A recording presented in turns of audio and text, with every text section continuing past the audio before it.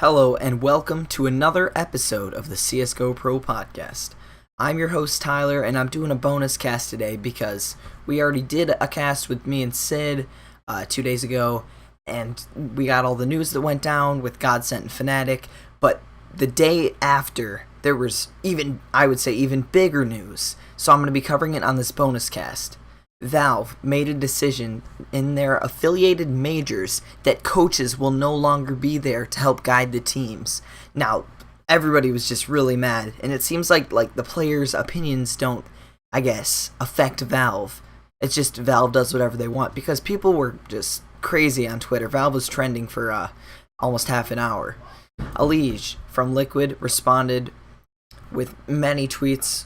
And another one of his tweets says he bets a new case would come out before any response or change happens.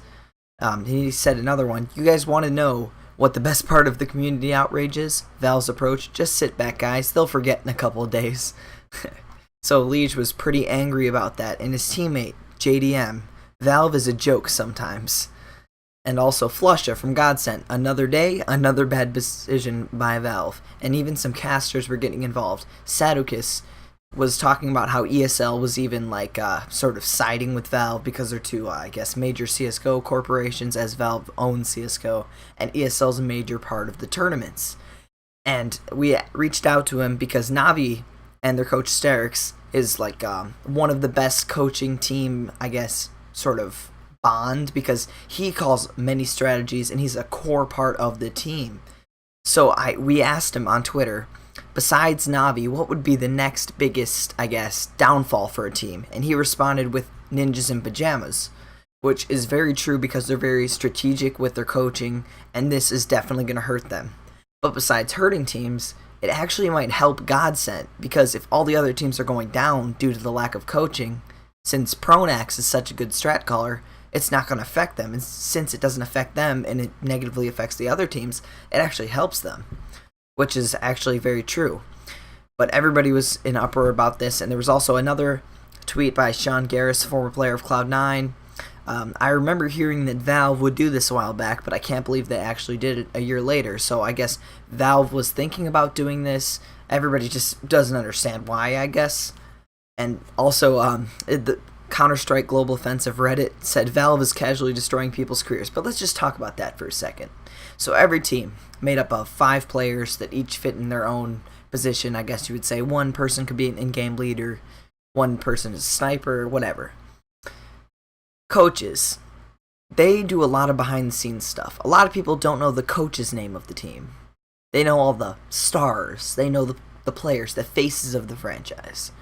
But behind the scenes, there are some coaches who work pretty darn hard to help this team out. And in reward, they have a career. This is their career.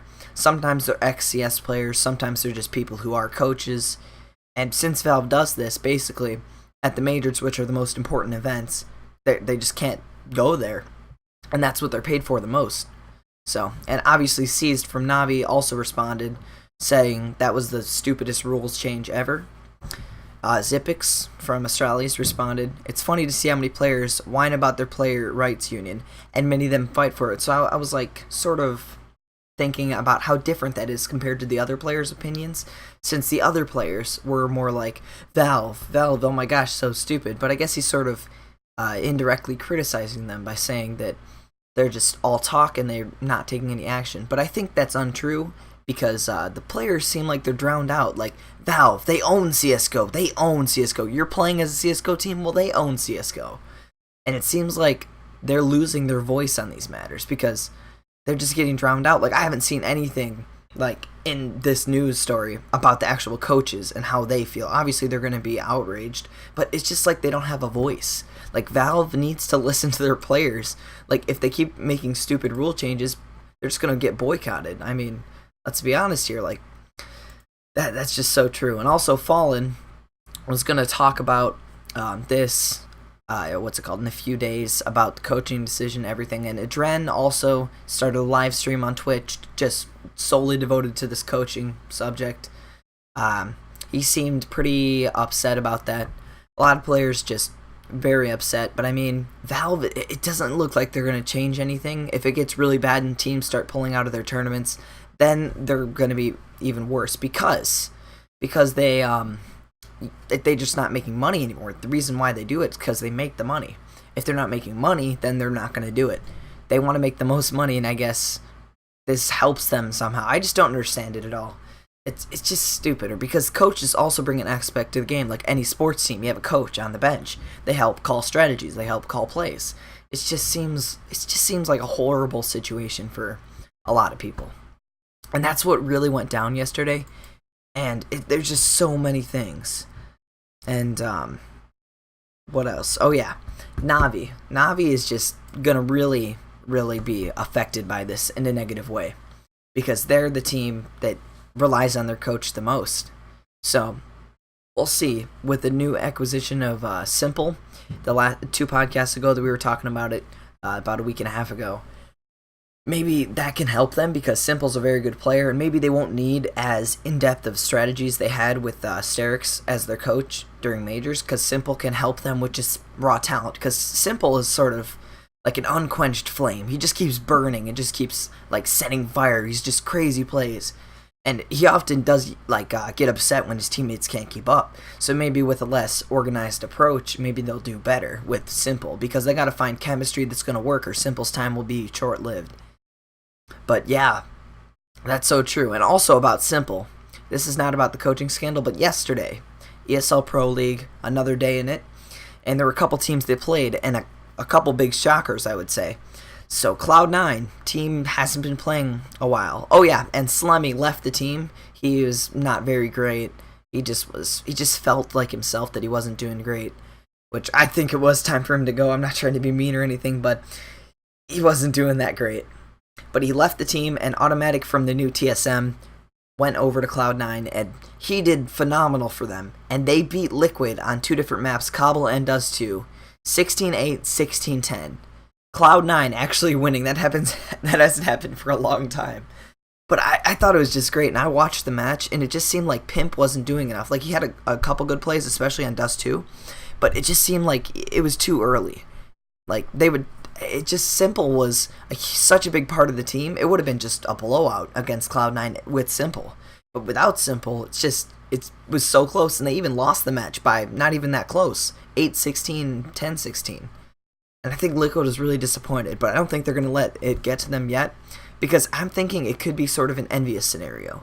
This is what happened to Envious. They were getting good, they were going up, they won a major, and then they just dropped off. Plateau and drop. And Liquid, they're going up, first ever North American team to make it to the final of major, and maybe it'll be the same effect. I hope it isn't, because they're a fun team to watch, and it's just, you never want to see a team do that. You just don't want that to happen to a team. You want teams to play their hardest. You want them to have their own spot.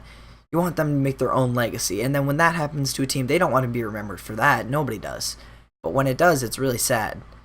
Like what happened with Envy, because Envy could have created a dynasty. I don't know what happened though. They just got too cocky, I think.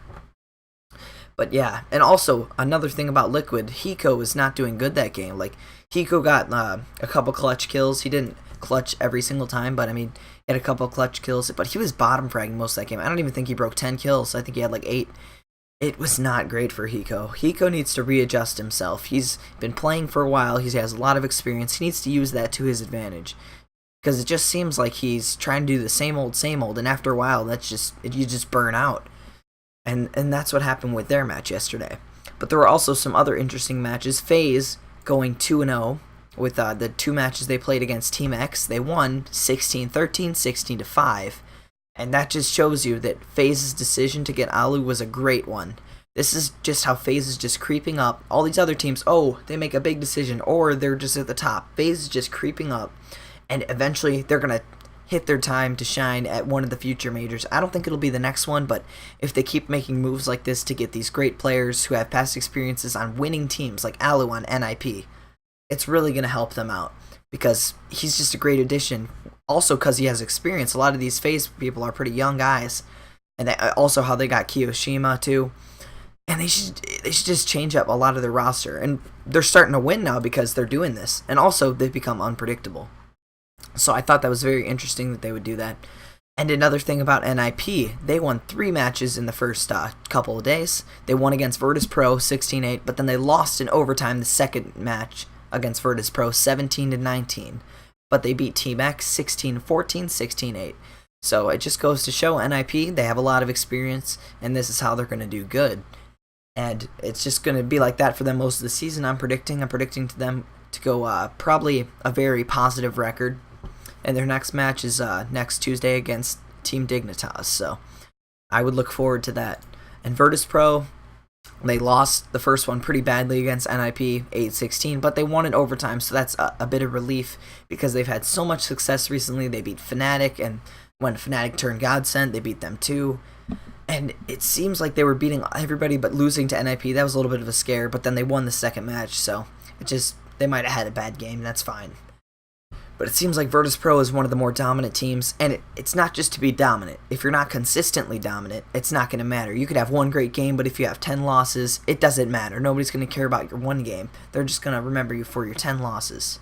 So, and that's about like Team X. Team X was probably bound to lose in all those games, but that's what happened. So, and also, another team that did phenomenal yesterday, Optic Gaming. They beat Complexity 16-4, 16-6. It's just, Optic is also trying to compete with FaZe. It just seems like Optic is trying to mix up their roster. Mixwell is on their roster, but they're just trying to improve it. Improve upon it, change it up, do whatever they have to do to make it better. And that it seems like that's what they did. And their coach, Devilwalk, very, very good experience that he has there, and maybe he can guide them and use their youth as an advantage to get advantage over all the experienced people by doing unpredictable things that even the people with experience haven't seen. Like, they've seen the most because they played years in this game, and it seems like these younger teams have a better shot because they're so new to the game. They're always trying to find their footing. They're finding new ways that'll make their team click and work, and that's why these younger teams are just so good. And that's why I think people like paying attention to them, their teams to follow, their teams to watch. And that's why these teams are just getting good. That's just plain and simple. They're getting good because they have young players, fresh blood, new blood to the team. And Cloud9 is an exception, I guess you would say, because they haven't really changed up anything. The only time that they have change-ups is when a player leaves because they keep losing. They're just a team that hasn't been good in a while. And that game, I watched it, both the matches versus Liquid, and I saw Stewie do great and Automatic do great. I saw a couple good plays from Pimp, but he still needs to work farther for his, I guess, spot on the team, you'd say.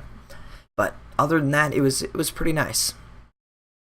And yeah, that's what I thought about day, 2 of the ESL Pro League. It was very interesting to see all these teams play. Some of them get a little bit out of their comfort zone, and some surprising wins, especially with Cloud9. I did not think they were going to do that. Just goes to show that simple is just a major factor. Okay, what else? Oh yeah, also on Twitter, WinterFox, team that is playing for, they're playing in the ESL Pro League. And it's just, some people are really, I guess you would say, angry that ESL is not enforcing their rules. So, mid-season, WinterFox changed up their entire roster because they didn't have a good enough roster to compete with some of these other teams, which is a fair point.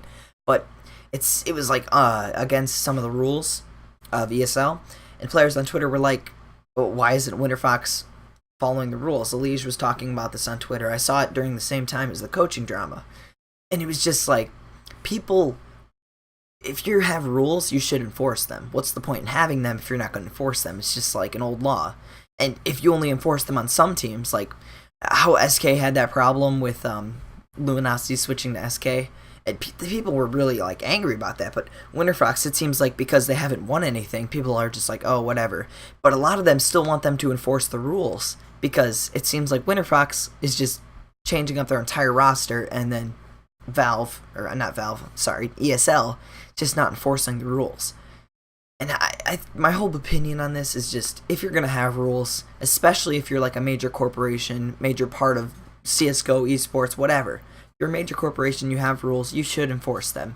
And especially, you should enforce them to everybody, not just a select few that you dislike. So that's my opinion on that situation. That was most of the news that happened. There were a couple new signings, like Conor Logic, they signed Nate and Sabrosa. And I think that'll make them a little bit better of a team, because they already have Hayes and a bunch of other players that are very good that can carry, but they don't want them to carry because you want to have your team be balanced. You don't want to have to make it all on one person's shoulders. They lost because of this one guy. No, you don't want to do that. And in the wild card, Echo Fox defeated Luminosity Gaming, the new roster, which I consider it sort of an upset because Luminosity was very good recently. Their new team was very good. Definitely not as good as their old Luminosity team, but they were having some wins in the SLI and everything. And it just seemed like they weren't doing as good as they could.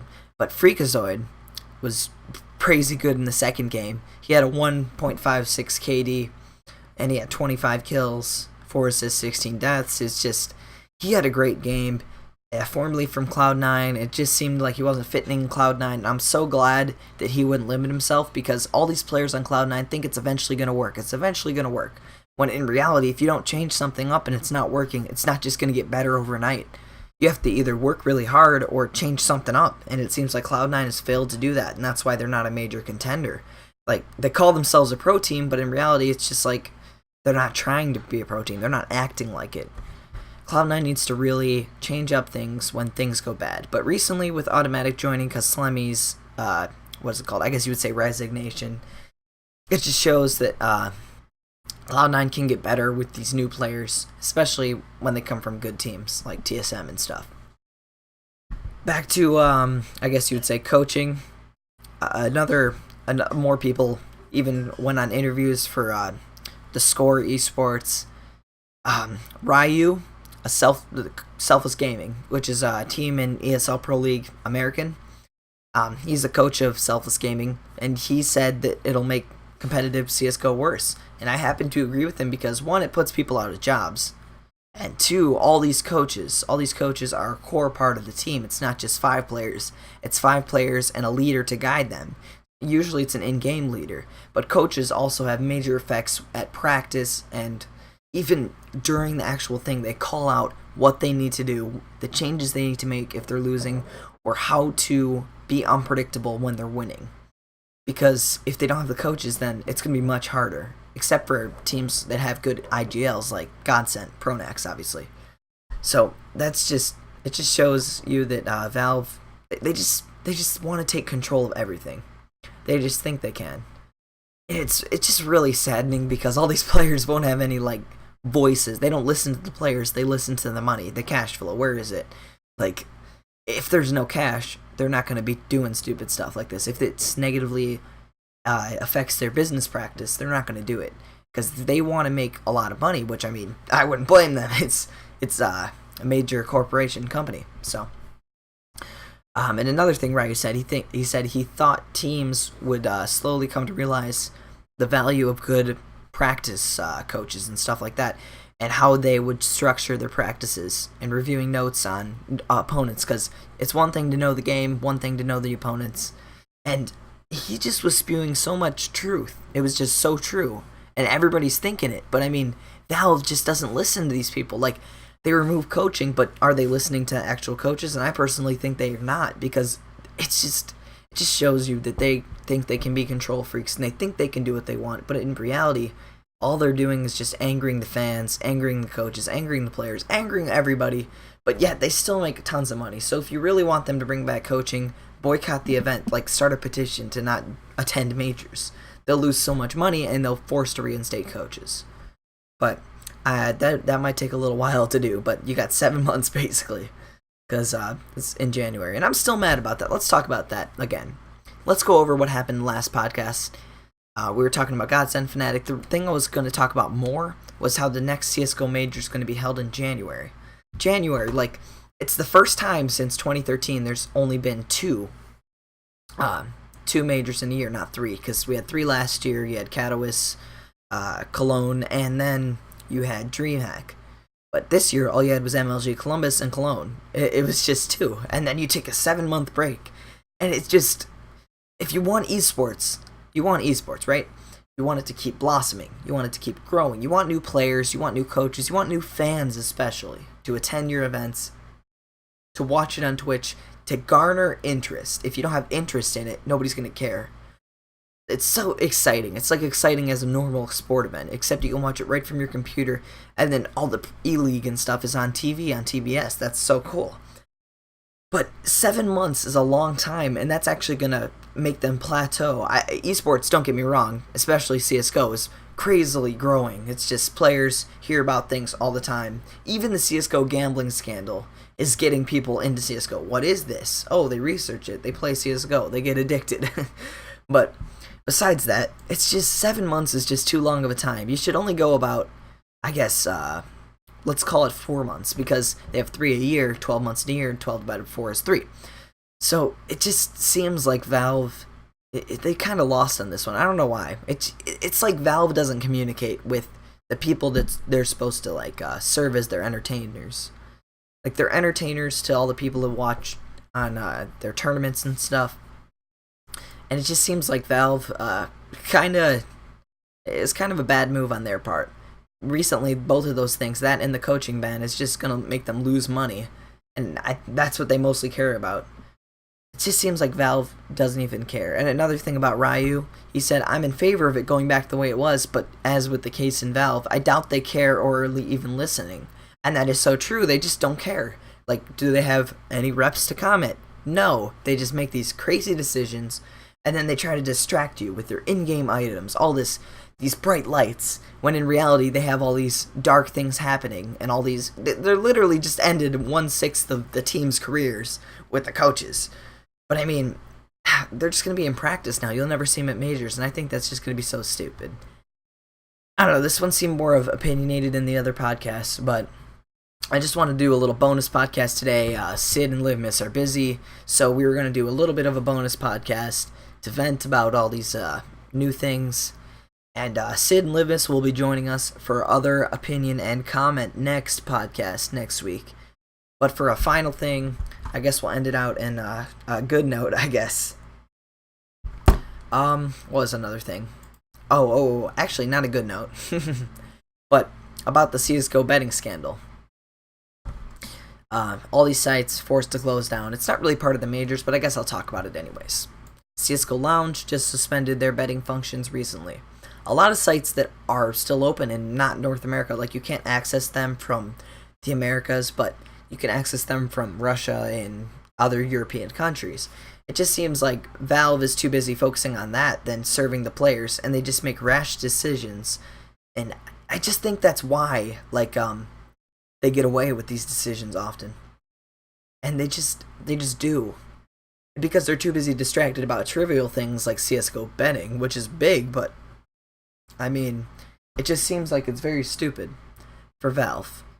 They just need to get their priorities straight. Let's end it with that. I think that's true. I hope you enjoyed this half podcast. I just wanted to make a quick podcast today with all the news that was going down. I need to cover it. This is such a big story. And Valve, I'm condemning your actions. That's what I'm going to say right now. Your actions have been condemned by the CSGO Pro podcast. If you liked it, please, I guess, slap a like on SoundCloud. We'll have YouTube coming soon. It'll be uploaded to a channel soon, and we will get that out. It's on iTunes. Give us a review. Tell us how much awesomeness we have. Tell us how much you think this coaching thing is going to impact the game. And please definitely listen to us on SoundCloud. We've been very successful there, and we all thank you if you're listening to this. So I hope you enjoyed the bonus podcast, and I will see you next Wednesday for our next upload. Peace out.